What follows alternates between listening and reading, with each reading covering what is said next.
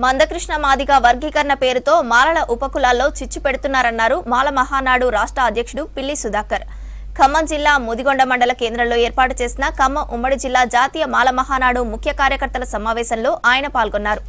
ఆనాడు అనిశ్చితవేతలు ఎక్కడ ఉన్నాయి కాబట్టే రాజ్యాంగం ద్వారా అంబేద్కర్ రిజర్వేషన్లు తీసుకొచ్చారన్నారు.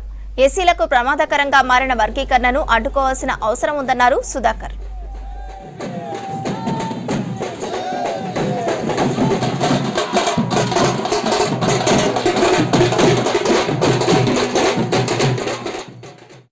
కాలికి పలపగొట్టు కట్టుకొని పల్లె పల్లె తిరిగి వాడ తిరిగి నా కాంగ్రెస్ పార్టీ వస్తే రాజ్యాంగం కాపాడుతుంది కదా అని చెప్పి అప్పుడున్నటువంటి దొరల ప్రభుత్వం పోతే కనీసం విముక్తి వస్తుందని చెప్పి ప్రతి మానసోదరుడు కాంగ్రెస్ పార్టీ కోసం కష్టపడి ఈరోజు రాజ్యాన్ని తీసుకొచ్చింది కదా.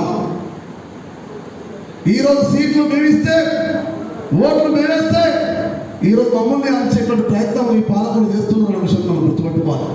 చరిత్రలో మానలోకం ఉంటుంది. మానవుడిని తలుసుకుంటే గద్దె మీద కూర్చోబెట్టగలడు, అదే మానవుడు తలుసుకుంటే గద్దె